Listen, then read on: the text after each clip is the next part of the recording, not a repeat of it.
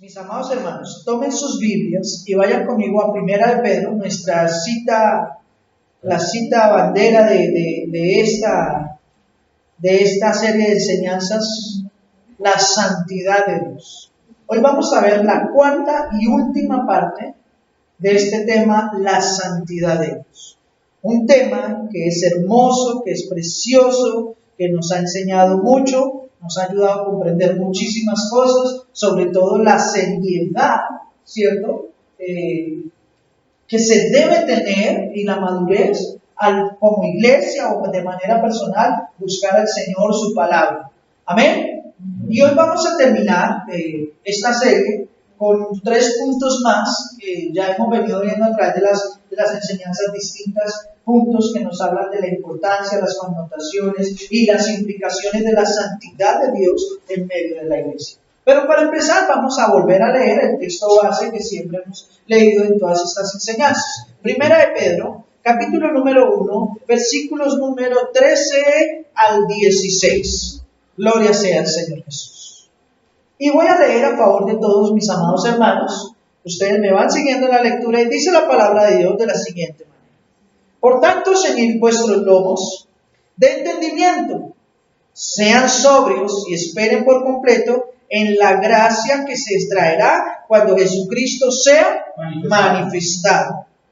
Como hijos obedientes, y no se conformen a los deseos que ustedes antes tenían, estando en vuestra ignorancia, sino que como aquel que os llamó es santo, sean ustedes también santos en toda su manera de vivir. Porque escrito está, sed santos, porque yo soy santo. Gloria sea al Señor Jesús. Y hemos revisado que la santidad de Dios es algo impresionante. Es la característica o la cualidad más fundamental de todos los atributos y caracteres de todos los atributos y cualidades que Dios tiene. Porque sin santidad Él no puede ejercer su amor, su justicia, su verdad, sus juicios. Todo lo envuelve la santidad. Y miramos cómo a través de las distintas enseñanzas logramos descubrir cómo es que la santidad obra en nuestras vidas de tal manera que nos transforma, nos hace hijos de Dios, nos saca de las tinieblas y nos hace luz en el Señor. Nos saca de la ignorancia y nos trae al conocimiento. Eso es impresionante.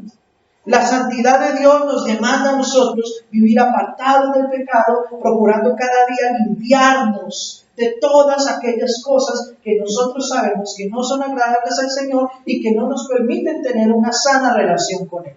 Porque muchos hermanos intentan y tratan de tener una sana relación con Dios, pero no pueden hacerlo sencillamente porque no permiten o no buscan la santidad. Quieren tener una relación con Cristo, quieren tener una vida cristiana, pero sin santidad. Y eso, mis amados hermanos, es imposible. Como lo hemos dicho, Hebreos 12, versículo 14, sin santidad nadie verá al Señor. Podemos ser los supercristianos aparentemente en este mundo, podemos tener la super vida espiritual en este mundo, aparentar que somos los superhermanos y las superhermanas, pero sin santidad no veremos al Señor. Y esto implica que Dios no nos ha llamado a nosotros, ni nos ha salvado por medio de su gracia para que nosotros vivamos en este mundo como los demás, sino que seamos diferentes, sino que seamos superiores a Él. Y también vimos, entre las muchas cosas que hemos visto, que la santidad de Dios debe ser lo que guíe la iglesia, el cuerpo de Cristo. También revisamos que la santidad de Dios nos demanda a nosotros o nos obliga a nosotros como hijos de Dios a rendirle cuentas al Señor. Todos, desde las distintas áreas, como padres, como esposos, como hijos, como hermanos en la fe, como hijos de Dios, como pastores inclusive. Todos tendremos que comparecer ante el tribunal de Dios. Alguien me hizo una pregunta la semana pasada y vamos a hacer un paréntesis aquí. Pastor, o sea que nosotros vamos a juicio. ¿Nosotros vamos a juicio? Igual que los impíos. Para los que están en el Instituto Bíblico, que ya estamos viendo lo que es hermenéutica, panorama bíblico y todos estos temas, ¿cierto? Nosotros, lo que muchos cristianos no han logrado entender es que la Biblia habla de ciertas cosas. Lo primero, los cristianos no van al juicio final porque los cristianos, los que Dios ha elegido para salvación, los llevan al cielo. Pero hay algo en el cielo que se llama el tribunal de Cristo. Y eso lo dice la Escritura. Después haremos un estudio más amplio de ese tema. Hoy estamos, ¿sí? Y en el tribunal de Cristo, nosotros los cristianos tendremos que comparecer, dice la Biblia, tendremos que comparecer ante el tribunal de Cristo y rendir cuentas ante Cristo y ante el Señor de qué hicimos en este mundo como hijos suyos. Porque Él nos manda a predicar el Evangelio. Usted está evangelizando. Porque Él nos manda a vivir en santidad. Estamos viviendo en santidad. Entonces, todos, tanto los justos como los injustos, tendremos que darle a Dios la cara y rendirle cuentas en los diferentes procesos. Entonces, y en el juicio final, ya si Dios llama a los impíos para condenarles, y a los que salen del milenio también para, según sus obras, si ellos hicieron lo correcto en el milenio o no, salvarles o no. Y esto hace parte del tema de la escatología bíblica, que es algo que también ya se ha tratado en los diferentes estudios. Pero entonces yo le aclaraba al hermano, no, nosotros los que Dios escogió no se pierden, ni se van a salvar por obras, pero sí tienen que darle cuentas a Dios de qué hicieron con su vida como cristianos. Porque los cristianos, mis amados hermanos, nosotros los cristianos, no nos salvamos por obras. Dice Efesios capítulo 2, versículo 9, dice, no por obras para que nadie se gloríe. Pero el versículo número 10 dice, porque somos hechura suya, creados en Cristo Jesús, ¿para qué? Para buenas obras. Es decir, que aunque el cristiano no se salva por obras, sí debe andar haciendo buenas obras. Sí debe practicar las buenas obras. No para salvarse, sino porque es hechura de Dios, creado en Cristo Jesús, para esas buenas obras, según versículo 10, las cuales Dios mismo, Dios, preparó de antemano para que nosotros anduviésemos en ellas. Entonces, usted no puede decir que es hijo de Dios y no hacer buenas obras. Sus obras no le salvan. Sus obras son un reflejo de que usted es salvo. Impresionante. Y por esas obras, si las hacemos o no, seremos juzgados en el tribunal de Cristo. Entonces, como para que algunos hermanos tengan claridad sobre esto. Amén. Gloria sea al Señor. Avanzando. 1 Pedro capítulo 1 nos invita, ¿cierto?, en este pasaje a vivir en santidad. La iglesia debe vivir en santidad. Ya hemos revisado muchas de las connotaciones e implicaciones que tiene la santidad de Dios en medio de la iglesia. Y hoy vamos a ver 3 puntos más. Los últimos 3 puntos de esta gran enseñanza serían muchísimos más, hermanos. Yo les digo que hiciera como para 20 predicaciones, pero bueno, vamos a dejarla en 4 enseñanzas, ¿cierto? Y quiero que le pongamos mucho cuidado o mucha atención a estos últimos 3 puntos, porque son supremamente importantes que los tengamos en cuenta. Las implicaciones que la santidad de Dios tiene en nuestras vidas. La primera de ellos, o el primer punto de ellos, está en Gálatas capítulo 2, versículo 20. Les voy a invitar que vayan conmigo a Gálatas 2, versículo 20. Dice la Escritura de la siguiente manera, mis amados hermanos. Aleluya. Gálatas 2, versículo número 20. ¿Cierto? Dice, con Cristo estoy juntamente, ¿qué? Crucificado. Y ya no vivo yo, dice la Escritura, ¿qué? Ya no vivo yo, mas Cristo vive en mí. Y lo que ahora vivo en la carne, lo vivo en la fe del Hijo de Dios, el cual me amó y se entregó a sí mismo por mí. Tremendo. Ya no vivo yo, mas Cristo vive en mí. El primer punto que vamos a mirar hoy es lo siguiente. La santidad de Dios debe hacernos pensar a quién debemos agradar.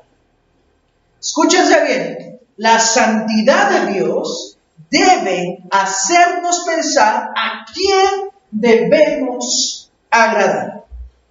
Porque los cristianos suelen tener un gran conflicto moral muchas veces en sus vidas. Y le digo conflicto moral, ¿por qué, mis amados hermanos?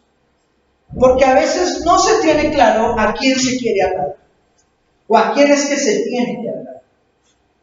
Los cristianos generalmente siempre están divididos en sus mentes y corazones en agradarse a ellos mismos, agradar a los demás o agradar a Dios. Y lo primero que quiero decirle es que si usted trata de agradar a los tres, está mal. Si aún tratase de agradarse a dos de ellos, si usted trata de agradarse a sí mismo y a su vez agradar a los hombres, tampoco va a ser posible. Si usted trata de agradarse a sí mismo y agradar a Dios, menos. Porque la Biblia dice que Dios no comparte su gloria con nadie. Entonces, aquí nos encontramos con un gran problema que las iglesias suelen tener: la manera en que orientan a los cristianos. Porque muchas veces cuando se sale a evangelizar, se le dice a los cristianos: venga, que usted se va a sentir bien en la iglesia, usted va a tener paz, va a tener gozo, va a tener... O sea, les dicen que su autoestima, que su moral, que todo va a ser bien, que ellos van a lograr conquistar lo que ellos desean. En muchas iglesias está el famoso mensaje: tú puedes conquistar tus sueños, raza de valientes o de campeones, como dicen por ahí algunos eslogan cristianos, ¿cierto? Dice otros eslogan de otras iglesias. ¿Tú cómo? Tú eres el campeón. Cree en ti y en lo que tú puedes hacer. Y le inyectan a la gente que va a estas iglesias un positivismo y les elevan su autoestima y les dicen que ellos pueden, como cristianos, lograr todo lo que se propongan y que Dios los va a respaldar en ese proceso. ¿Cuán tan alejadas de la realidad son estas declaraciones? ¿Por qué, mis amados hermanos? Porque Pablo no dice que él estaba cumpliendo sus sueños en Cristo. Ni siquiera Pedro lo pudo decir. Esto lo hablábamos con el hermano hace algunos días y creo que lo mencioné en alguna de las charlas anteriores. ¿Qué le dijo Cristo a Pedro cuando ya iba a partir? Le dijo: mire, hijo, a donde usted no quiera ir, allá lo voy a mandar. Lo que usted no quiera hablar, allá lo voy a poner a hablar. Lo que usted no quiera vestirse, eso hablaba era de su muerte, un simbolismo de su muerte, ¿cierto? Se va a vestir. Otro lo vestirá, otro lo llevará cautivo, otro. Lo que usted no quiere, eso es lo que va a venir para su vida. Y entonces muchos no entienden estas declaraciones de Cristo, pero cuando leemos al apóstol Pablo en Gálatas diciendo: yo vivo como crucificado con Cristo. Dice la Biblia que Cristo se despojó a sí mismo. Filipenses capítulo 2, ¿cierto? Cristo se despojó a sí mismo. No admiró el ser igual a Dios como cosa de que aferrarse, sino que se despojó a sí mismo y se hizo hombre. Se humilló a la condición de hombre, se rebajó a la condición de hombre y aún estando en la condición de hombre, se humilló todavía más, haciéndose obediente hasta una muerte y una muerte de cruz, haciéndose pecado por todos nosotros. Y cuando usted mira el Nuevo Testamento, la gran mayoría de las declaraciones de Cristo es: yo no vine para hacer mi voluntad. Él perfectamente, como Dios hecho hombre, hubiera podido venir a este mundo y hacer lo que Él quisiera, porque Él era Dios hecho hombre, pero Él dijo: yo no vine a hacer lo que yo quiero y lo que yo deseo, sino la voluntad del que me envió, esa es la que vine a hacer. Nada hablo yo que no me haya sido dado por el Padre. Son impresionantes las declaraciones que Cristo hace de sí mismo. Y en todas ellas Él reconoce que Él está sujeto a la voluntad de Dios y no a la suya propia. Pero encontramos que los cristianos quieren ser santos sin someter su voluntad, sus pensamientos y sus emociones a la cruz del Calvario, ni a Cristo, sino a ellos mismos.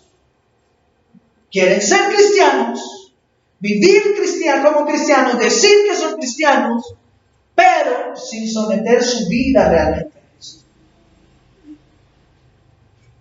Ya no vivo yo, dice el apóstol Pablo, mas Cristo vive en mí. ¿Podría ser posible que esas palabras sean una realidad en nuestras vidas hoy en día?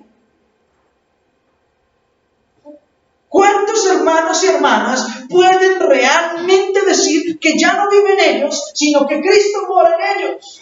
Y algunos pastores en la iglesia dicen, ¿cuántos creen? ¿Cuántos ya no viven para sí, sino para Cristo? Y muchos dicen, amén, amén. Y entonces, ¿por qué todavía hay rencillas, hay odios, hay rencores, hay murmuraciones, hay chismes, hay señalamientos en medio de la iglesia? Porque en muchas congregaciones, tristemente hay que decirlo, y ojalá que la nuestra no esté pasando, y si está pasando, hay que ir corrigiendo esas cosas. Se es muy bueno para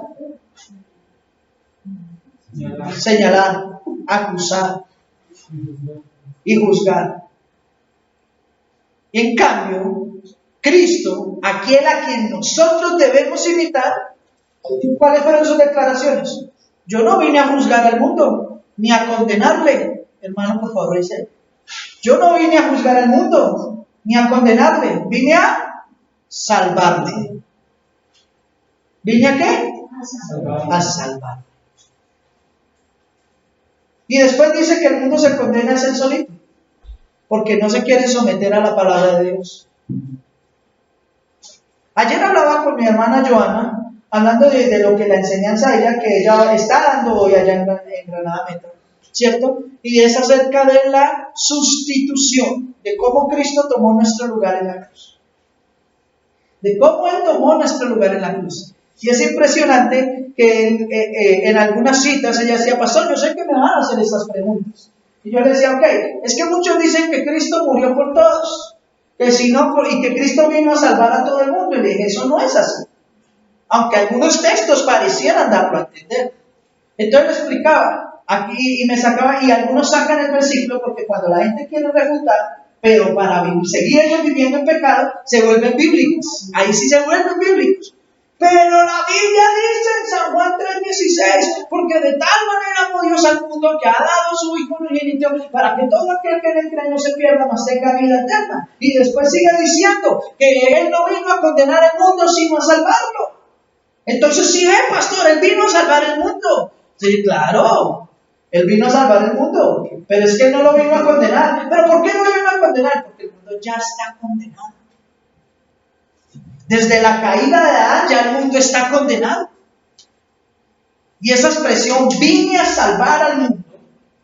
La palabra mundo en griego es cosmos, que habla de la cosmogonía, del sistema de vida. No se refiere a que va a salvar a todas las personas. Se refiere a que Dios va a salvar a su creación para que su creación por completo no se pierda, sino que parte de su creación Él la rescate y la pueda poner en ese nuevo mundo, ya libre de pecado, santificado, santo, para que en ese nuevo mundo, lo que primeramente se ideó con Adán y con Eva, ¿cierto?, pueda ser de ahí en adelante.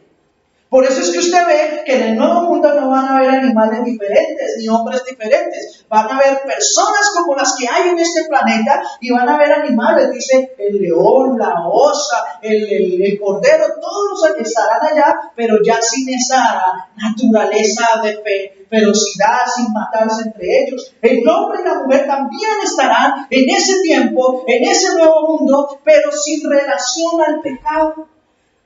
Cuando Él dice, yo vine a salvar el mundo, esa palabra mundo implica que Él vino a hacer una restauración completa de todas las cosas, de todos los sistemas de vida. Y para hacer eso, tuvo que ponerse en nuestro lugar por nosotros en la cruz. Tremendo. Y muchos hermanos, sabiendo esto, siguen queriendo vivir bajo sus parámetros y bajo su voluntad. Muchos afirman sentirse mal o heridos por muchas cosas y es natural y no es correcto que los hombres hagan esto. Pero esa no debe ser la excusa para uno dejar de buscar a Dios. ¿Usted cree que Cristo no sufrió?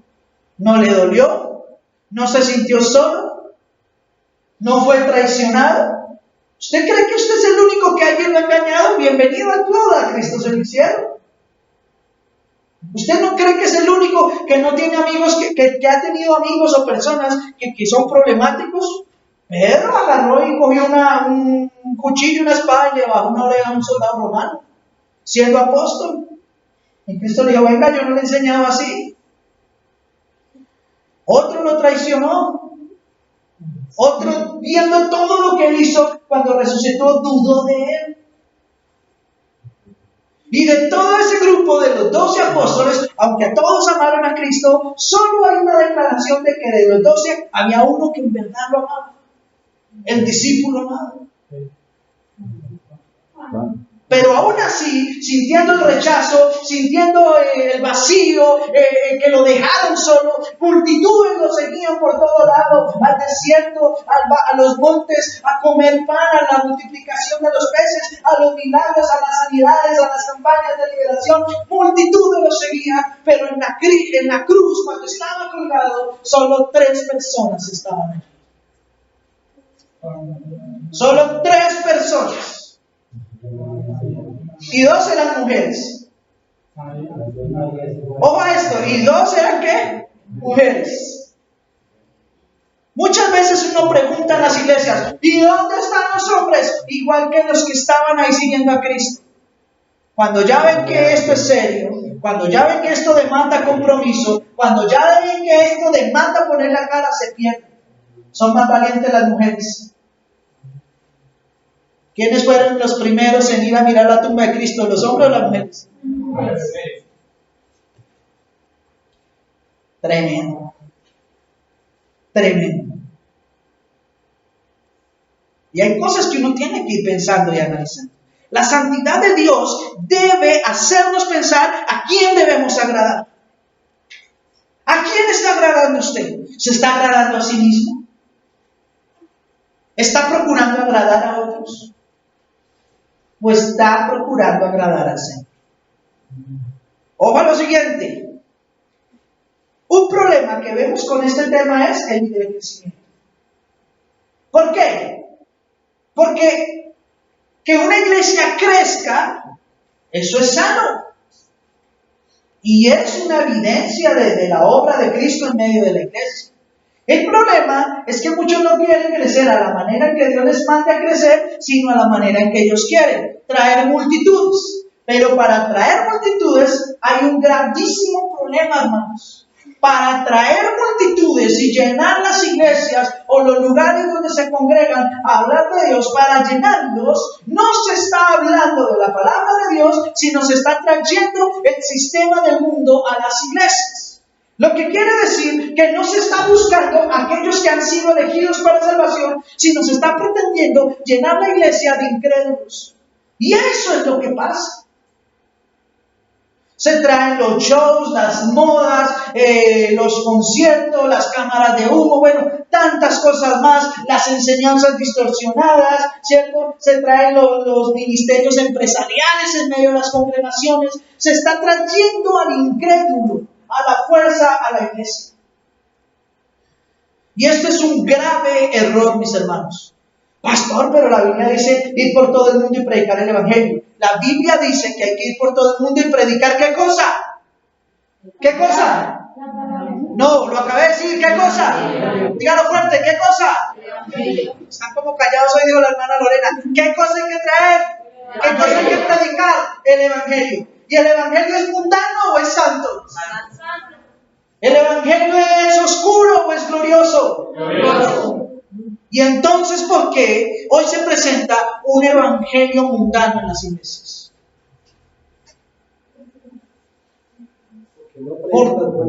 Porque no se predica.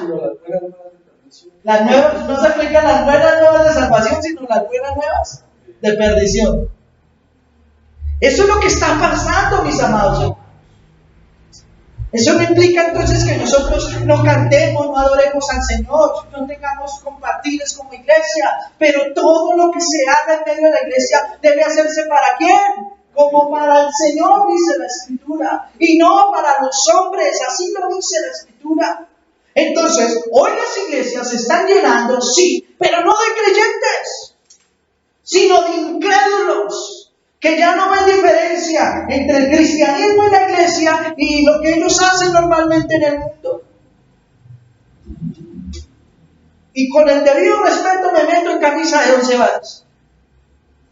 Ya no les importa llevar el mundo a la iglesia, de tal manera que en estas navidades que pasaron, muchas iglesias, con su árbol de Navidad y guirnaldas y luces y todo y coros en medio de las... Vaya, estudia de dónde salió ese árbol de Navidad.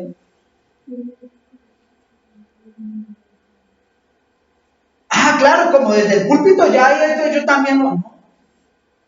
Uno no le puede decir a la gente hágalo o no lo haga. Es un asunto de conciencia y depende de la madurez y de la santidad y la madurez y comprensión que cada hermano y hermana tenga. Pero es que ya todo se está metiendo en la iglesia. En las fiestas de Halloween, ¿qué es lo mismo? Ya no les dicen a los niños que se disfracen de superhéroes, ni de brujitos, ni de brujitas, pero sí hacen actividades y los niños van disfrazados de pastores, de ovejitas, de Jesús, de Pedro, de José y María. Lo mismo. ¿Y la santidad de Dios dónde queda? Y a muchos les parecerá fuerte esto, pero es la realidad. El Evangelio no se trata de estas cosas. El Evangelio se enfoca en la santísima palabra de Dios y en lo que ella hace en nuestras vidas. El Evangelio se centra en la muerte y resurrección de nuestro Señor Jesucristo y que por medio de esas cosas nosotros tenemos vida y vida eterna. El Evangelio se centra en ser diferentes del mundo y ser más iguales a Cristo. Ser más como Dios. Y es difícil, nadie lo niega, pero si queremos ser cristianos necesitamos entender que ya debemos dejar a un lado las cosas del mundo y buscar la santidad de Dios. Por eso Pablo decía, ya no vivo yo, mas Cristo vive en mí. La vida, esta vida natural, que ahora yo vivo en esta carne, en este cuerpo, en estos huesos, ¿cierto? Procuro vivirla día tras día, a mi voluntad, a mi manera de pensar, no, a la manera de Cristo. Procuro vivirla en la fe del Hijo de Dios, el cual me amó y se entregó a sí mismo por todos nosotros. Es impresionante. Nosotros no debemos buscar a Dios para sentirnos bien, hermanos. Porque Cristo dijo, en el mundo tendréis aflicciones. Ay, hermano Marco, venga a la iglesia que Dios le va a arreglar todo y usted se va a sentir súper bien. Mentira. El vaso de agua. ¿Señor? El vaso de agua. ¿Cómo es el vaso de agua? Mira, no mirando en televisión, que pusieron un vaso de agua en el televisor y van a hablar por eso para la prosperidad. Imagínate, cosas como esas. Y así son. Yo no vengo a la iglesia para sentirme bien. Yo vengo a la iglesia para buscar mi salvación y para tener una relación con Dios y para hacer la voluntad de Dios. Escuche bien, y cuando usted quiere hacer la voluntad de Dios, lo sorprendente es que eso le obliga a negarse a sí mismo, a no agradarse a usted mismo. ¿Qué dijo el Señor Jesús? Todo el que quiera venir en pos de mí, dígalo fuerte. ¿Cómo? Dígalo fuerte. Niéguese. Niéguese a sí mismo. Tome su cruz y niéguese a sí mismo. ¿Qué quiere decir esto? Que el camino cristiano, la vida cristiana no es fácil. No es fácil, hermanos. Quien le diga otra cosa es un mentiroso. Es lo más glorioso, es lo más perfecto, pero no es fácil, porque demanda que usted se va a llevar a cuestas todo un sistema de fe y de vida diferente al suyo, y por tal motivo usted debe negarse a sí mismo. Ay, pero ¿cuántas veces lo hemos escuchado? Pero yo no creo que eso sea malo. Pues usted puede creer o no que eso sea malo, pero es que ya no debe vivir usted ni en lo que usted cree y piense.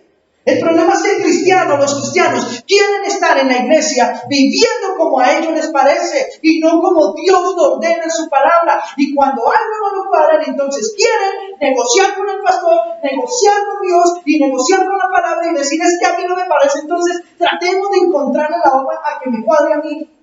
Vuelvo y lo digo, ¿a quién quieres agradar? Porque tú no puedes agradar a Dios, a los hombres ni a ti mismo. Tienes que encontrar la manera de agradar a una sola persona. O agradas a los hombres, pero con ellos hay perdición. Te agradas a ti mismo, pero ahí no hay salvación. O agradas a Dios y procuras buscar su gloria y salvación. No hay más. No hay más opciones. Y vuelvo y lo digo, lo dijimos en enseñanzas anteriores. O eres frío, o eres caliente. O eres cristiano o no lo eres, pero no juegues a hacer ambas cosas. Porque el castigo es fuerte. Ojo a esto.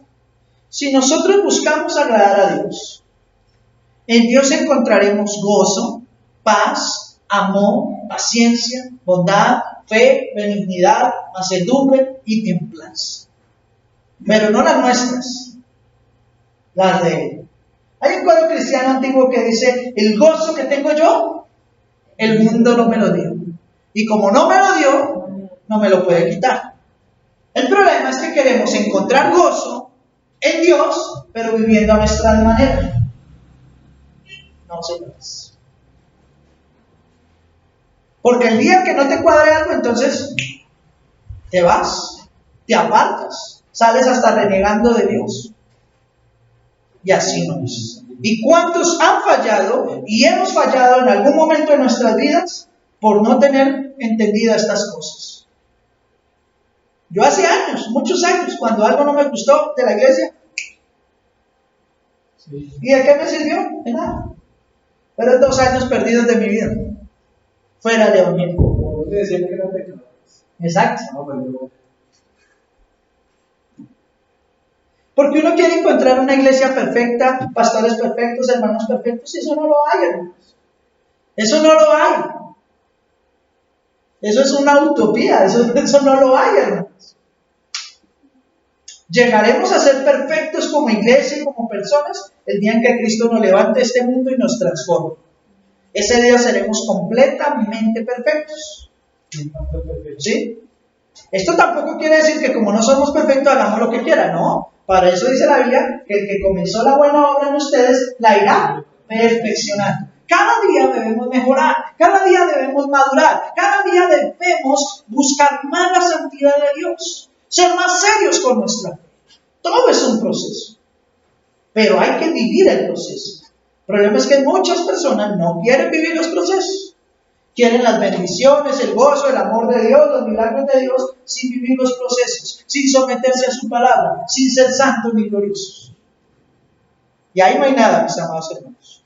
Ojo a las siguientes citas. Les voy a pedir el favor, hermano Henry, tienes ahí, por favor, Hechos, capítulo 2, versículo 42. Téngalo ahí listo, por favor. Hechos 2, versículo 42. Voy a pedirle el favor al hermano Brian Osman que me lea Juan capítulo 4, versículo 23. Esas 2 citas por el momento. 4:23 y Hechos capítulo 2, versículo 42. ¿Qué dice Hechos, hermano? Y perseveraban en la doctrina de los apóstoles, en la comunión unos con otros, en el partimiento del pan y en las oraciones. ¿Y cómo dice? Vuelve, dice, y perseveraban, ¿qué? Perseveraban en la doctrina de los apóstoles. En la doctrina de los apóstoles. ¿En qué más? Y en la comunión unos con otros. En la comunión unos con otros. Y en el partimiento del pan. En el partimiento del pan. Y en las oraciones. Cuando nosotros nos reunimos como iglesia, deben suceder 2 cosas fundamentales en medio de la iglesia. Resumiendo todo, ¿no? Pero hay 2 cosas fundamentales. Como iglesia, nos reunimos primeramente para adorar a Dios, exaltar su nombre en reverencia, en santidad, de la mejor manera, ¿cierto? Y también venimos para edificarnos como iglesia en su bendita palabra. Por eso la Biblia dice, ahí, el principio de una iglesia sana, esto ya lo hablamos en Conociendo Nuestra Fe y otras predicaciones que ya hemos dado, hablando de estos principios, 4 principios de una iglesia sana, hay muchos más, pero estos son 4. Una iglesia de sana doctrina, una iglesia que busca honrar al Señor, siempre va a perseverar en la doctrina de los apóstoles. Pero no en los que hoy aparecen hablando de plata y revelaciones místico-mágico maravillosas. No, de los verdaderos apóstoles, de los que nos dejaron consolidadas las Escrituras. Esta es la doctrina, ahí está. Las enseñanzas de los apóstoles. Y los apóstoles hablaron de la poderosa obra de Cristo en la cruz. De lo que Cristo hizo por nosotros, y como Pedro, que es uno de los apóstoles, vivamos en santidad. Esas son las enseñanzas, y en eso debe perseverar la iglesia. En la comunión unos con otros, es decir, en la coinonía, en que de verdad seamos una familia, un cuerpo en Cristo, que nos amemos los unos a los otros, que nos exhortemos, que nos ayudemos, que cada día nos mantengamos como un solo hombre en Cristo. En muchas congregaciones no pasa esto. Hay gente que se conocen de saludo, pero generalmente forman las rosquitas, grupitos, y no hay una verdadera unidad como iglesia. Y eso es algo en lo que toda iglesia debería trabajar, en la verdadera unidad de los hermanos. No en que el pastor es más importante que los hermanos, o un hermano es más importante que toda la iglesia, sino que todos somos uno delante de Cristo. Obvio, el pastor tiene sus responsabilidades, ¿cierto? Y tiene su cargo y como dice, y su honra en medio de la iglesia, pero él no es más que la gente de la iglesia. Ni por eso puede pasar por encima de la gente de la iglesia. Ni la iglesia puede pretender pasar por encima del pastor, ni nadie por encima de nadie, porque todos somos un cuerpo. Cuando la Biblia habla de comunión, habla de la palabra koinonía. ¿Qué es la palabra koinonía? ¿Qué significa koinonía? La unidad de la fe y el amor en Dios. Por eso siempre le he dicho a los hermanos, mantengámonos en contacto, hablemos unos con otros, que entre todos nos saludemos. ¿Sí me hago entender? Esto no puede ser de otra manera. Dice, en el partimiento de ¿qué? Del pan. Es decir, que como cristianos y como familia en la fe, nos ayudemos en nuestras necesidades. ¿Cuántas iglesias no ven que su hermano o su hermana está pasando por una necesidad? Tiene la manera de ayudarle y no lo hace. Con excusas como, pastor, es que la hermana tal tiene un problema, tiene un niño enfermo, necesita una inyección que vale 20,000 pesos, ¿podemos ayudarle? ¿Cuál hermana es? Venga a ver, ¿cuál hermana es? La hermana Anita. Ok, la hermana Ana está diezmando. La hermana Ana sí viene todo el domingo a la iglesia. Está en un grupo de liderazgo.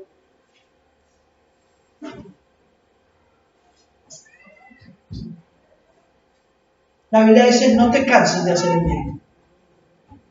También dice en Gálatas, hágale el bien a todos, mayormente a los de la familia de la fe. No dice, mire a ver, si para ayudar tiene que tener algunos requisitos. ¿Qué es eso? Yo te ayudo, pero venga a ver si usted ha diezmado o ofrendado. No es así, hermanos. ¿Qué nos pidió Cristo para salvarnos? Te voy a salvar, pero venga y haga esto. ¿Cristo nos demandó algo? ¿Cristo dijo, yo te voy a salvar, pero con condiciones? No.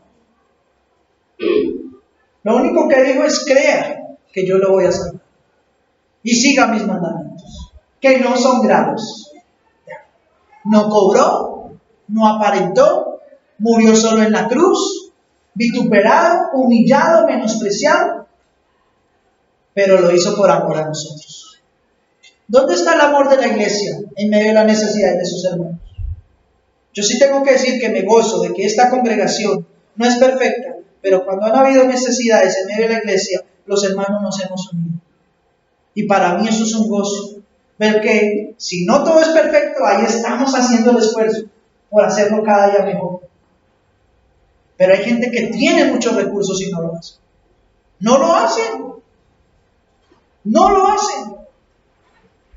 Y en las oraciones, el partimiento del pan y las oraciones, quiere decir que como iglesia se reúnen verdaderamente a orar, a glorificar y a exaltar a Dios. No como en otros lugares. Mire cómo vino la hermana, no, dice esa falda, uy, no mire ese pantalón, uy, no mire ese peinado, uy, no mire que hoy no voy, mire. Algunos llegan a la iglesia buscando a ver el defecto y el templo, no, no fue la telaraña que no. Hermanos, ¿ustedes creen que los hermanos de antiguamente se reunían para eso? Hoy se le da mucha importancia a cosas que no tienen importancia.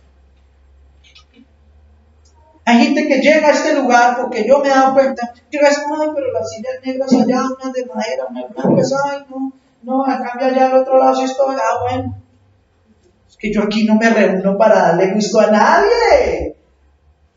Con lo que tenemos honramos al Señor. Si hay una guitarra, con eso le adoramos. Si hay una orquesta entera, pues con eso le adoraremos. Si hay sillas, bendito sea Dios. Si no hay sillas, pues de pie. ¿Ustedes quieren saber cómo era la iglesia en el primer y segundo siglo? ¿Cómo se reunían? ¿Cómo se reunían? ¿Qué hacía la iglesia de Cristo en esas épocas? ¿Cuántos vieron la publicación del grupo esta semana de Tertuliano? ¿La vieron o no la vieron? Ojo a esto. Tertuliano, obispo de la iglesia en Cartago en el segundo siglo de la era cristiana. Un gran líder religioso súper reconocidísimo, defensor de la fe. Él escribió más de 32 documentos teológicos. Uno de ellos que ya hemos mencionado en los estudios contrapraxeas. Contrapraxeas es tan solo uno de los más de 32 libros y documentos que él escribió acerca de la defensa del Evangelio. Y él escribió, en esa época, le escribe una carta al Senado romano. Escuchen bien. Porque la iglesia era perseguida por Roma, los mataban, los acababan. Y aquí dice la Biblia, y él escribe una carta al Senado romano como pastor de la iglesia en Cartago y le dice, mire, ¿por qué nos persiguen si nosotros no le hacemos mal a nadie? Nosotros ni siquiera somos un problema para ustedes. Y les voy a leer un fragmento, tan solo un fragmento de lo que él escribió con relación a qué era la iglesia en esa época y cómo era el orden en medio de la iglesia. Escuchen bien. Es un fragmento. Ahorita les digo en dónde pueden conseguir buscar el texto. Somos un cuerpo. ¿Somos qué? Un cuerpo. Unidos por la conciencia de religión, por la unidad de disciplina y por la adoración. Nos congregamos, mire esto, apretándonos en grupo, como para obligar a Dios con nuestras presas. Porque es que ellos, porque eran perseguidos, no tenían la libertad ni siquiera de estar en las cuevas, en unos lugares, mucha gente apartándose unos con otros. Y hoy en día, ay no, hoy ya hasta criticamos las sillas. Impresionante, hermano. Como dice, ¿no? Me toca ir por allá a la loma, no, me toca ir. Hay gente que tiene la iglesia al lado de la casa y no va. Sigue diciendo, esta fuerza sí es grata a Dios. Oramos también por los emperadores. Miren lo que ellos hacían. Oramos por ustedes, los emperadores. Y en Romanos Pablo decía, Romanos capítulo 12 y 13, que hay que orar por los gobernantes, que hay que estar sujetos a ellos. Y aquí Tertuliano decía, oramos por los emperadores. Los emperadores eran buenos, malos, y aún así ellos oraban. No me ponían en guerras políticas, no, votemos por este, votemos por aquel. No, oraban por el que estaba. Sigue diciendo, oramos por los emperadores, por sus ministros y autoridades, por el estado del mundo, por la paz universal, por la demora del fin. Muchos quieren que esto se acabe allá, mientras que la verdadera iglesia oraba porque el fin no viniera ya todavía. ¡Wow! Nos reunimos para recordar las sagradas escrituras, por si la índole de los tiempos presentes nos induce a la premonición del futuro o al reconocimiento del pasado. En dichas asambleas, en estas reuniones, ¿cierto? También se dan exhortaciones, castigos, censuras en nombre de Dios. Pues se pondera con mucha consideración si alguien delinquiera de tal modo que deba ser apartado de la comunión de oración, de la reunión y de todas las ceremonias sagradas. Allá no entraba cualquiera a la iglesia. Y si alguien entraba en pecado, bueno, papi, a cambiar. Porque así como llegó, no. Pero hoy en día, por llenar iglesias, se aceptan homosexuales, lesbianas, se aceptan pedófilos, se acepta toda clase de cosas. Se acepta que el rockero metálico se pare a dirigir la alabanza, que está en el mundo cantando rollo en la iglesia de adoraciones. No, hoy se acepta todo en medio de la iglesia. Aquí no. La verdadera iglesia decía, no, el que no se comporta como hijo de Dios, va afuera. Fuera quien fuera. Sigue diciendo esta carta. Presiden, es decir, lideran en la iglesia los ancianos probados que han alcanzado este honor no por precio. ¡Wow! O sea que no solamente pasa que hace 2000 años también algunos querían. ¿Se acuerdan de Jesús? El que era un mago, Jesús el mago. ¿Se acuerdan que le quiso comprar a los apóstoles el poder y el cargo? No, eso.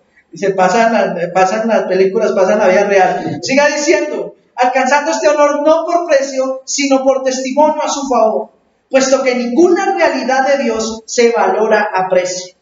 De la misma manera, si hay algo de bolsa común, es decir, si se reunían ofrendas, si se recogía ofrenda. Sigue diciendo, si hay algo si hay algo de bolsa común, no se reúne a la fuerza de honorarios de una religión subastada. ¡Wow!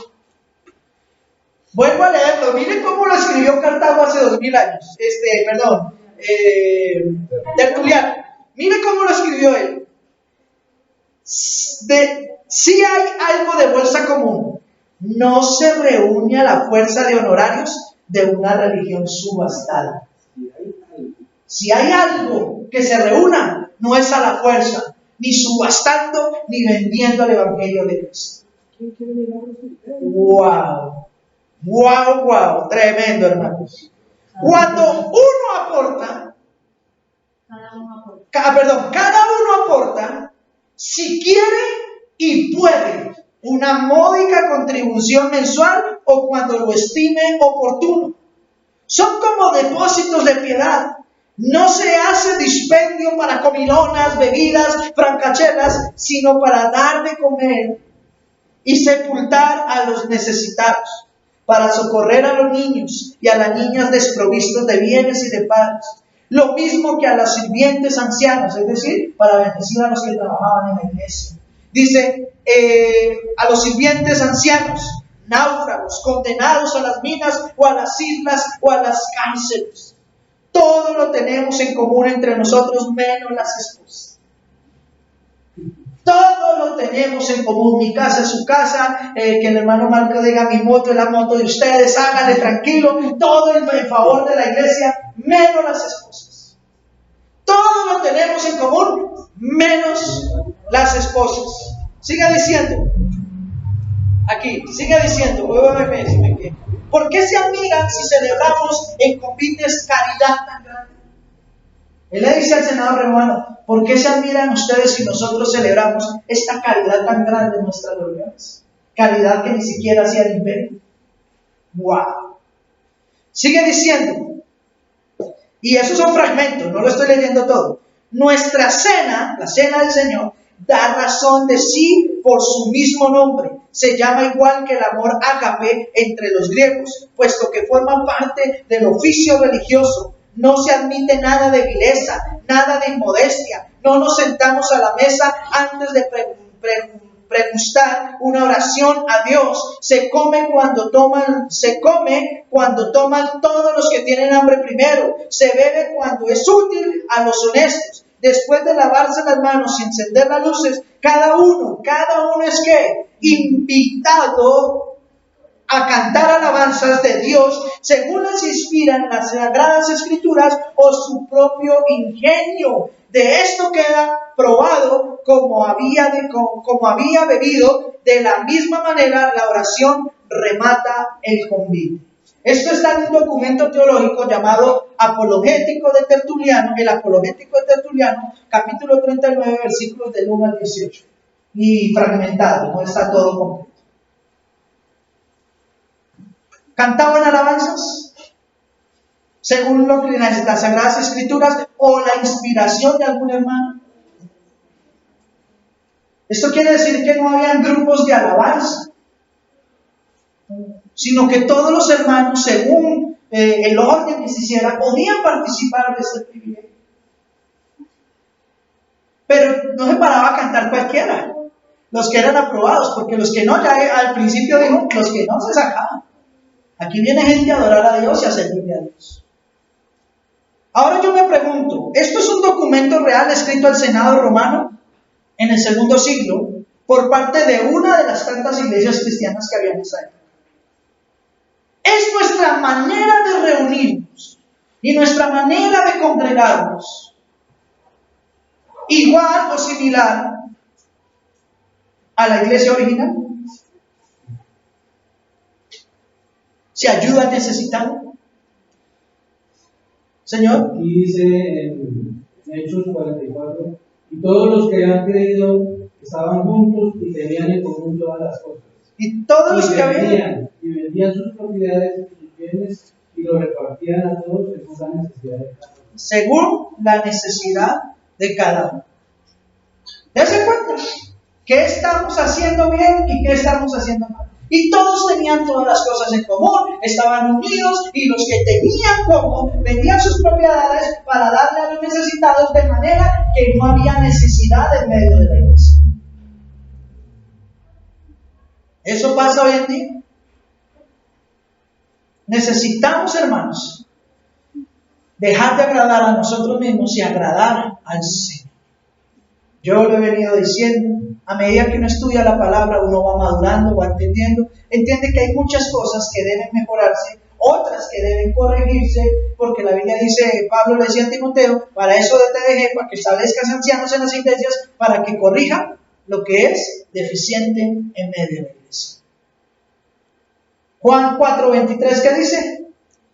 Dice, mas la hora viene y ahora es, cuando los verdaderos adoradores adorarán al Padre en espíritu y en verdad. Que también el Padre de tales adoradores busca que lo adoren.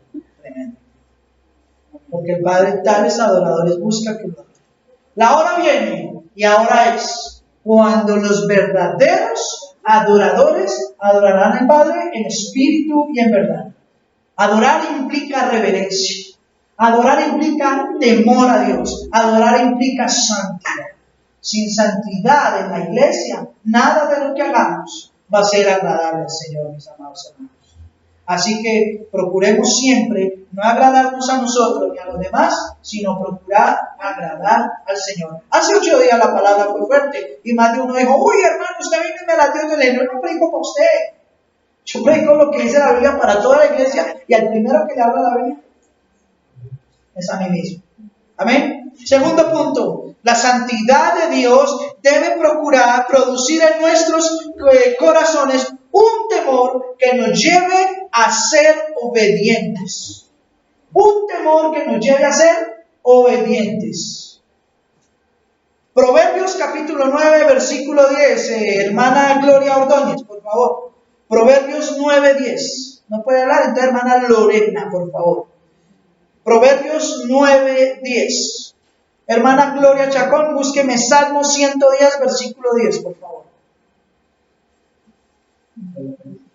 ¿Qué dice Proverbios 9, 10, hermana Lorena? El temor de Jehová es el principio de la sabiduría y el conocimiento del Santísimo es la inteligencia. ¡Wow! El principio de toda la sabiduría es que el temor. ¿Qué significa la palabra temor? ¿Qué significa la palabra temor? Reverencia. respeto, seriedad, no es miedo. No es miedo, es respeto. Es decir, que cuando usted viene a la iglesia o está en su casa y va a adorar a Dios, debe hacerlo con respeto, con reverencia, en santidad. Pero hay gente que por lo menos a las congregaciones llega a hablar, a medir el tiempo a ver a qué hora se acaba la predicación. Uno les dice, ¿cómo le pareció la predicación el día de ayer? Ay, ¿de qué hablamos? ¿Cómo vas a ver qué se habla en la predicación si mientras estaba en el culto estaba pensando en los oficios que tenía que hacer en su trabajo, en cualquier otra cosa? ¿Cómo le diría a usted, hermana, con sus estudiantes? Porque hay estudiantes que a veces no aprenden, porque en vez de estar poniéndole cuidado, están pensando en el videojuego, en la llamada, en el papá, en a qué hora salimos, a qué hora sale el recreo, y no ponen cuidado. Lo mismo pasa en la iglesia. ¿Y es esto agradable al Señor? No. El principio de toda la sabiduría es el temor, ¿a quién?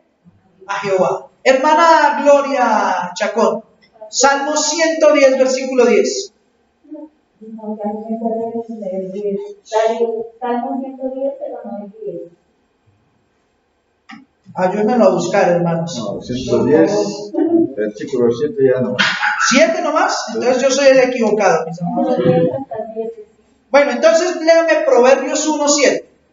Dejemos esa cita del Salmo en stand-by. Proverbios 1:7, mis amados hermanos. Proverbios 1:7. El principio de la sabiduría es el temor de Jehová. Léalo fuerte, todo, léalo fuerte. El principio de la sabiduría es el temor de Jehová. Los insensatos desprecian la sabiduría y la enseñanza. Los insensatos desprecian ¿qué? La sabiduría y la enseñanza. ¡Wow! Ojo a esto.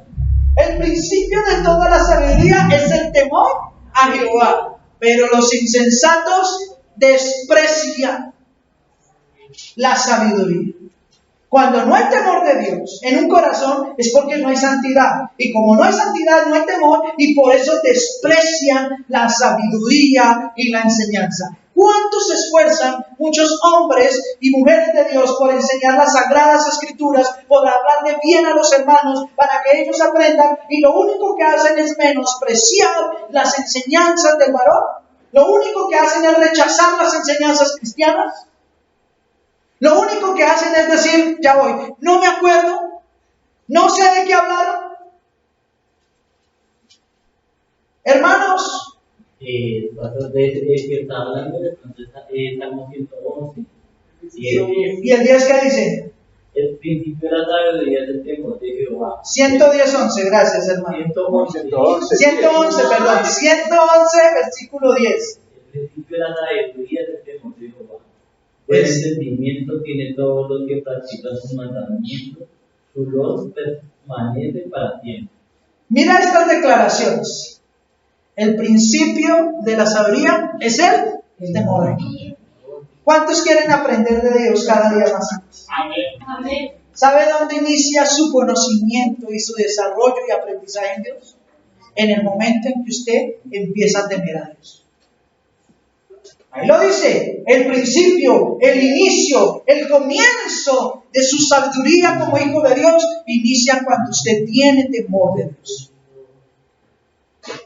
Cuando usted tiene temor de Dios.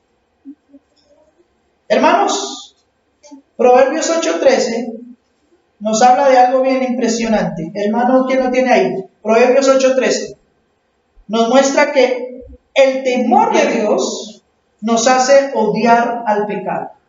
Proverbios 8:13, el primero que lo encuentre, léalo, por favor. Hermano Cristiano. El temor de Jehová es aborrecer el mal, la soberbia y la arrogancia, el mal camino y la boca perversa aborrezco. ¿El temor de Jehová qué? Es aborrecer el mal, la soberbia y la arrogancia, el mal camino y la boca perversa aborrezco. ¿Cómo puede decir alguien que es hijo de Dios ¿Cómo puede decir alguien que es hijo de Dios y ama el pecado? Si el temor de Jehová, que es lo que produce la santidad de Dios produce en nosotros un temor genuino a Dios. Y ese temor, a su vez, produce que nosotros odiemos, aborrezcamos el pecado de tal manera que procuramos no meternos con él. Pero vemos lo contrario. Dios me ama y como Dios me ama, yo sigo nadando y sumido en el pecado, haciendo lo que es incorrecto, cargando odio, rencillas, peleando, discutiendo, robando, adulterando, fornicando y haciendo cuantas más cosas puedo. Yo conozco de personas que en todo el año están predicando y en estas fiestas están borrachos, sentándose en sillas de escarnecedores, compartiendo con el mundo y sus deleites. Y hoy, o entre 8 días, cuando ya vuelvan como a la realidad del mundo cristiano, entonces procuran seguir siendo cristianos. Pastor, déjeme, yo me desordeno este mesecito. Tengo 11 meses para ser cristiano y uno que desordena. Ay, el Señor me perdona. Dios no tomará por inocente al culpable. Y cuando hay temor de Dios en su vida, no es que usted se vuelva malo, religioso, entonces que ya no comparta con su familia. No, pero usted aprende a ser medido, centrado. Que antes de agradar a su familia o a usted mismo, usted agrada primero al Señor. ¿Amén? Amén. Oh, ay, ay, ay. Amén. Proverbios 14, mi hermano Santiago que está que se lee. Proverbios 14, versículos 26 y 27.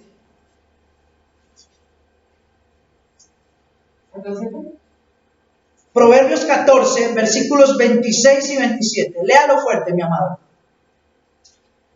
En el temor de Jehová estará fuerte confianza, y esperanza tendrán sus hijos. El temor de Jehová es manantial de vida para apartarse de los lazos de la muerte.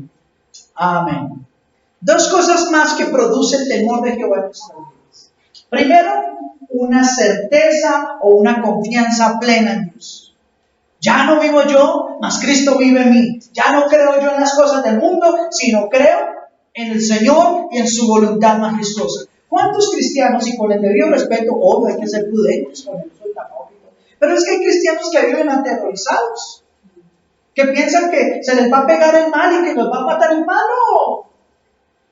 Nosotros, y se lo dije ahora a la emisión, hermano, que a uno de mis amados hermanos, ¿cierto? No nos vamos de este mundo el día que nosotros queramos, o que una enfermedad quiera, o que otra persona por robar o hacer algo indebido no quiera. Nosotros nos vamos de este mundo el día en que el Señor ya lo tenga decretado y de la manera en que lo tenga decretado. Muchos pastores y hermanos en la fe en este mundo de pandemia han muerto por ese virus. Pero no fue porque fuesen imprudentes o porque les faltara fe, fue porque Dios lo tenía destinado y programado de esa manera. ¿Cuántos otros no nos hemos enfermado? Hemos estado al borde de la muerte y aquí estamos todavía. Porque no es lo que una enfermedad otro quiera, es lo que Dios tiene destinado. Y cuando yo tengo temor de Dios en mi vida, yo confío completamente en Dios. Después la fe, la certeza de lo que se espera, la convicción, la completa seguridad de que voy a recibir lo que Dios me ha prometido, aunque en este momento no lo vea. A Pablo lo mordió la serpiente y todo el mundo dijo, lo mató. ¿Y qué le hizo la serpiente? Nada. Nada. Mis amados hermanos, el temor de Dios produce certeza, confianza en Dios. Pero también dice la Biblia, en ese pasaje que leyó el hermano en Proverbios 14, 26, 27, también el temor de Dios es fuente de vida. ¡Wow! ¡Wow! Pablo decía en Efesios capítulo 5, dice, por tanto, levántate tú que duermes, y levántate, despiértate tú que duermes y levántate de entre los muertos. Pero para levantarse en Dios, para vivir en Dios, para que la vida de Dios llene todo nuestro ser, es necesario que haya un genuino temor de Dios en nuestras vidas. ¿Es temeroso usted a Dios? Sí, Señor. Entonces, ¿por qué sigue diciendo groserías? ¿Es temeroso usted a Dios? Sí, Señor. Entonces, ¿por qué sigue teniendo malos pensamientos? ¿Es temeroso usted a Dios? Sí. Entonces, ¿por qué sigue haciendo lo que es incorrecto delante de Dios? No, pastor, pero es lo que usted nos está hablando es que tenemos prácticamente que ser gente que no haga nada malo. Obvio. Nadie puede decir hoy que es completamente perfecto y bueno. Pero eso no es una excusa para quedarnos sentados sin hacer nada. Pablo dijo, ciertamente olvidando lo que queda atrás y extendiéndonos hacia adelante, prosigo hacia la meta del supremo llamamiento que es en Cristo Jesús. Él no dijo, ay, yo ya prediqué, ya hice todo. También hace otra declaración, yo no pretendo haberlo alcanzado ya todo. Pero una cosa, ¿cierto? Él dijo, yo no me creo que sea perfecto, que ya sea el mejor que ustedes. Tengo mi logro, ya tengo mi reconocimiento, tengo mi ministerio, pero aún así no creo ya haberlo alcanzado todo. Pero una cosa, olvido lo que queda atrás. Ayer ya pasó, hermanos, hay que avanzar hoy, ¿cierto? Olvidando lo que queda atrás y extendiéndome hacia lo que está por delante. Avanzando, avanzando, avanzando siempre hacia adelante, mis amados hermanos. Puesto los ojos en Jesús, el autor y consumador de la fe. Esa debe ser nuestra tónica como cristianos. En Cristo Jesús, no quedarnos, no retroceder, sino avanzar. Avanzar siempre hacia adelante. Amén. Y terminamos con un último punto, mis amados hermanos. La santidad de Dios debe ser la conducta de nuestra vida y la razón principal por la cual nosotros anunciamos el Evangelio. La santidad de Dios debe ser nuestra conducta de vida y la razón principal por la cual anunciamos el Evangelio. En 1 Pedro, donde empezamos esta charla, ¿cierto? Del versículo 13 al 18, se nos invita a no andar en desobediencia, sino dice que vivir en santidad como hijos obedientes, no conformándonos a nuestros deseos que antes teníamos en nuestra ignorancia, sino que como aquel que nos llamó es santo, sed también ustedes santos en toda vuestra manera de vivir. Ojo a esto, hermanos. La santidad de Dios nos impulsa primero a ser obedientes. ¿A quién? ¿Al pastor? ¿A los hombres? A Dios y a su palabra. A Dios y a su palabra. Hermano, por favor, ¿qué va a hacer? Amor, por favor, hable ahí con... Amor, vaya a ver qué pasa ahí, por favor. Nosotros, hermanos, debemos ser obedientes. Obedientes. Una persona que quiera vivir en santidad, pero que no sea obediente a la palabra, ahí no hay nada, hermanos. Ahí no hay nada. Ahí no hay nada. Sigue diciendo la Escritura. Ojo a esto. Aparte de ser obedientes, dice aquí en 1 Pedro que no nos debemos conformar al mundo, ni a los deseos que antes teníamos estando en él. Mis amados hermanos, yo les pregunto, yo hay veces cuando hablo de estos temas, y sobre todo en fechas especiales como las que acaban de pasar, yo veo la desilusión en los ojos de los hermanos. Pastor, ¿puedo hacer esto? Pues si usted me lo pregunta a mí, la respuesta que yo le voy a decir es no. No es que no pueda hacerlo, usted puede hacer lo que quiera. Más bien pregunte si debo hacerlo y es agradable al Señor. Si le conviene, exacto. Porque todo me es lícito, pero no todo me edifica. Todo me es lícito, pero no todo me conviene. Eso lo dice Pablo en Corintios.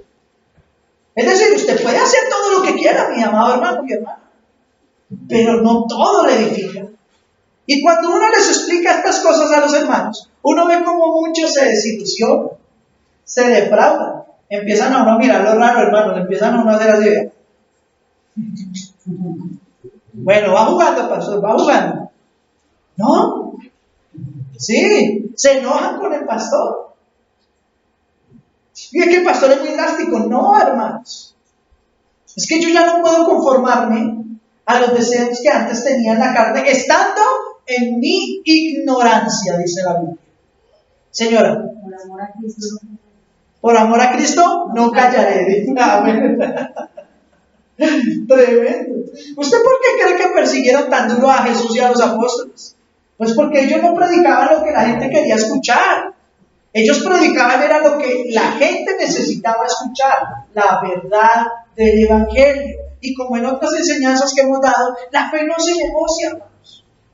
Mi fe no se puede negociar a las pretensiones de los hombres ni a mis propias pretensiones. Yo no puedo pretender estar negociando mi fe de vez en cuando, o cada vez que a mí se me antoje. O soy cristiano o no lo soy. Y ya. Esto es preciosísimo. Primera de Pedro, capítulo 1, versículos del 13 al 16, ahí lo dice. Debemos ser santos. Somos invitados a vivir en santidad. Anote las siguientes citas por si no me lo creen. Efesios capítulo 1, versículo 4. Eso nos lo citamos hace 8 días, cuando dice que nosotros fuimos escogidos antes de la fundación del mundo para ser santos y sin mancha delante de Él. Romanos capítulo 8, versículo 29. Ahí dice que Dios nos predestinó desde antes de la fundación del mundo. Dice, a los que aman a Dios todas las cosas les ayudan a bien. Esto es a los que conforme a su propósito son llamados. Y dice que a los que Él llamó, ¿qué hizo con ellos? Los santificó, los justificó, los glorificó, para que fuésemos hechos a la imagen de su Hijo. ¿Y cómo fue Cristo? Santo. ¿Cómo debemos ser nosotros? Santos, hermanos. También Primera Tesalonicenses, capítulo 4, versículo 3. Ahí también se nos habla de que estamos mandados a vivir en santidad. Y una última cita, aquí mismo en Primera de Pedro, en el capítulo 2, en el versículo 9, un texto súper conocidísimo, pero muy poco atendido por los hermanos, dice así: mas ustedes, amados hermanos, la iglesia del Señor, todos nosotros somos ¿qué? Linaje escogido, real sacerdocio, y también dice nación santa. ¿Nación qué? Santa. Es este pueblo, es esta iglesia, es su vida, es mi vida. Somos nosotros santos delante de Dios, sabiendo que somos escogidos por encima del mundo, puestos como sacerdotes en este mundo. Somos santos. Y sigue diciendo, nación santa, pueblo adquirido por Dios para hacer una única cosa: para anunciar las virtudes de aquel que nos llamó de las tinieblas a su luz admirable. ¿Se dan cuenta que la santidad de Dios nos obliga a ser santos, nos obliga a tener una conducta santa en nuestra vida, pero también nos impulsa a extender el Evangelio? Ustedes son nación santa para que anuncien a otros las virtudes de aquel que los llamó. Y el que los llamó es santo, sean ustedes santos, para que los que ustedes les prediquen y lleguen a la iglesia sepan que también deben ser santos en toda su manera de vivir. Cuando nosotros pensamos en la santidad de Dios, debemos recordar que Cristo tomó por nosotros ese lugar en la cruz.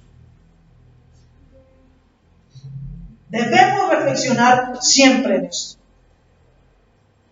Dios desprecia el pecado. Dios aborrece el pecado, mis amados hermanos.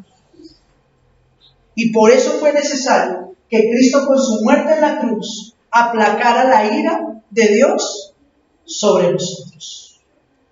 Por eso en Tesalonicenses, en el capítulo 5, versículo 9, 1 Tesalonicenses 5, 9, dice que nosotros ya no estamos destinados a ir. Porque Cristo en la cruz aplacó la ira de Dios, que también era para nosotros. Ustedes no son hijos de ira. Ustedes no están destinados a la ira. Ustedes no están reservados para la ira, sino para alcanzar salvación mediante aquel que murió por todos nosotros. Impresionante. Por eso, teniendo en cuenta todas estas cosas, ¿cómo no, hermanos, procurar vivir en santidad? Pero es que a mí me gusta hacer esto, pero es que a mí me gusta hacer lo otro. Hermanos, a usted le pueden gustar muchas cosas y con el debido respeto lo digo. Pero usted más bien piense si todo lo que a usted le gusta al Señor. El 18 no es tan duro, pero el 18 de Primera de Pedro, ¿el 1 o el 2? El 18, vamos a leerlo, desde el 17. Y si ustedes invocan por Padre aquel que sin acepción de personas juzga según la obra de cada uno, condúzcanse como. ¿Se dan cuenta que debe haber temor? En temor todo el tiempo de vuestra peregrinación. Es decir, todo el tiempo de vuestro viaje en este mundo. Y sigue diciendo el 18, sabiendo que ustedes fueron rescatados de su vana manera de vivir, la cual recibieron de vuestros padres. Son no con cosas corruptibles como oro o con plata. Versículo 19, sino con la sangre preciosa de Cristo, como de un cordero sin mancha y sin contaminación, ya destinado desde antes de la fundación del mundo, pero manifestado en los postreros tiempos por amor a ustedes, y mediante el cual ustedes creen en Dios, quien le resucitó de los muertos y le ha dado gloria, para que vuestra fe y esperanza sean en Dios, habiendo purificado vuestras almas por la obediencia a la verdad, mediante el Espíritu, para el amor fraternal, no fingidos, ámense unos a otros entrañablemente y de corazón. Si ustedes miran, en esto está resumido todo lo que hemos hablado. La coinonía, el amor entre los seres humanos, la sangre y sacrificio de Cristo, el temor a Dios, la obediencia a Dios, la necesidad de predicarle a otros el Evangelio, y todo está resumido en esta frase: sean santos porque yo soy santo. ¿Cuántos quieren buscar la santidad de Dios? Amén. ¿Cuántos quieren glorificar su nombre? Amén. Amén.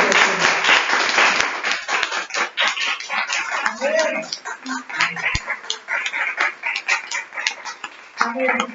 Pónganse sobre sus pies y vamos a orar, mis amados.